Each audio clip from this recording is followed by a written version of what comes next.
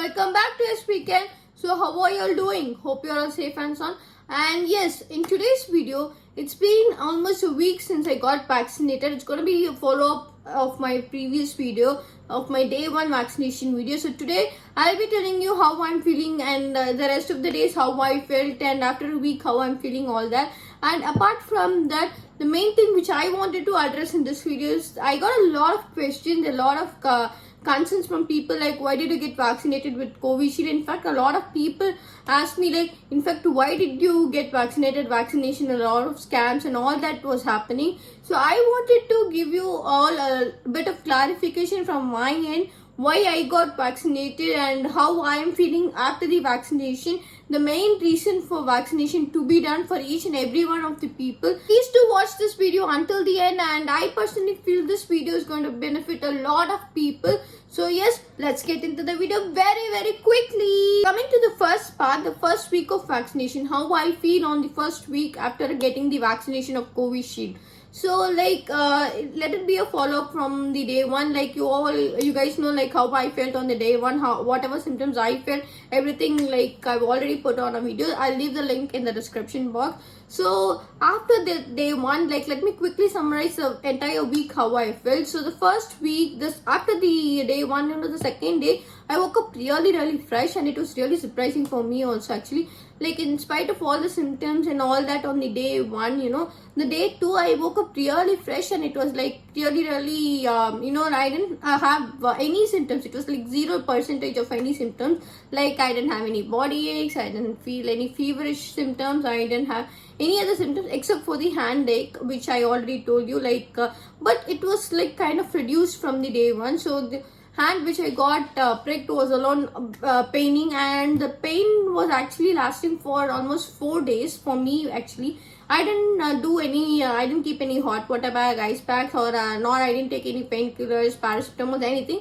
So the pain was like, the hand which I got pricked was almost for the 4 days. So only that. So apart from that, the entire week was like really smooth, no symptoms, nothing. So only on the day 1 I had symptoms. So consecutive days, like I was really fresh and really I was in fact like very normal and back to normal, I would say. So that's it on the vaccination and how I felt on the first week of my vaccination. So coming to the next important thing, like as I already told you, I've been getting a lot of questions, a lot of concerns from people, like many of people, are asking me like, why did you get vaccinated? Especially, why did you choose covishield?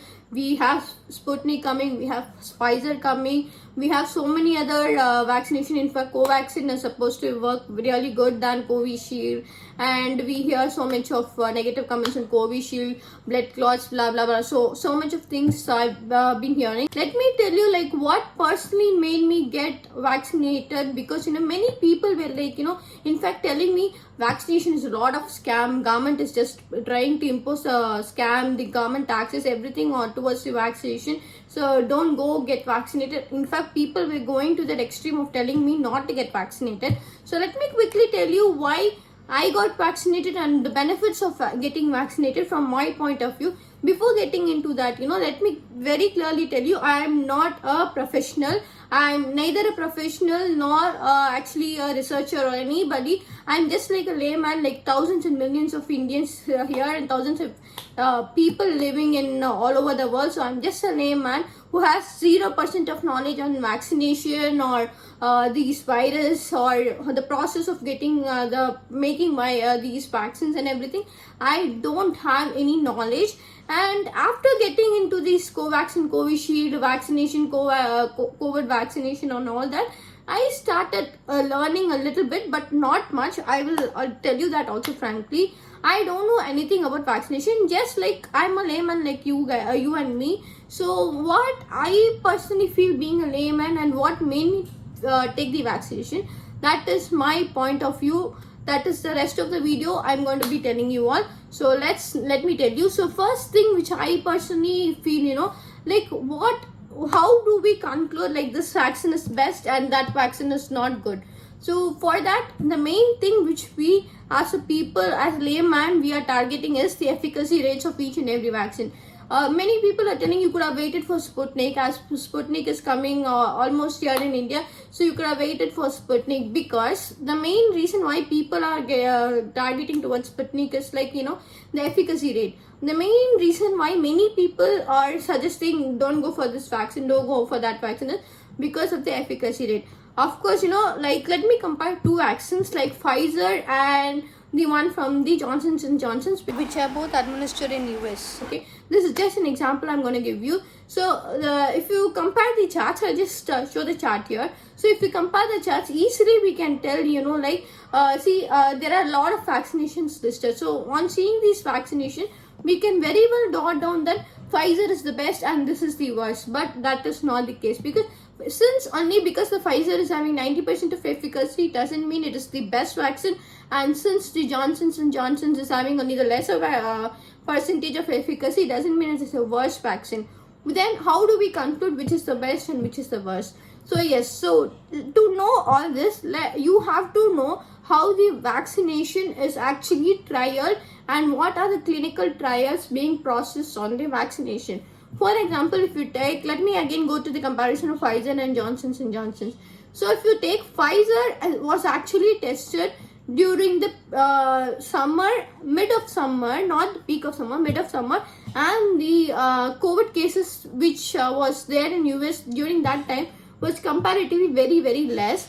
Whereas the Johnson & Johnson's was tested on the peak of summer, where the COVID was also peak. So the number of people tested during the either phases, the Johnson & Johnson's are actually fared, and large number of people had actually been given the vaccination, and the test results was given as 65%. So one more thing which I wanted to tell is the number of people being tested for a particular vaccine is what has to be taken into consideration. One more thing people are getting confused is 95% efficacy. Does it mean like if 100 people are getting vaccinated, 95 people are safe from COVID and 5% are actually prone to COVID? No, it is not the case. Actually, it is like if you get vaccination from COVID, 95% an individual is supposed to be safe from COVID, and there are chances like the remaining 5% he is prone to get the COVID disease. So many people are like actually telling, okay, anyways, I will be getting, there are chances of getting COVID. See, there's no assurance that you are safe from COVID. Yes, none of the vaccines which is developed so far since in this world is actually going to guarantee you that you will never get COVID. Remember, none of the vaccines can assure you're not safe from COVID. But one thing, 100% what we can guarantee is the rate at which the COVID is going to get affected to your body. As an individual, if you get a vaccination, that if you get complete dosage of the vaccination, you are prone to get COVID. At any cost, you will be getting COVID due to that too, especially, you know, the virus getting a lot of mutations and all these things. You are prone to get COVID, and the main thing which the vaccine can guarantee you is the effect which it can give you on your body. If you get a vaccination of any kind of vaccination which is provided, the effect which the disease is going to, the virus is going to last on your body will be very, very less.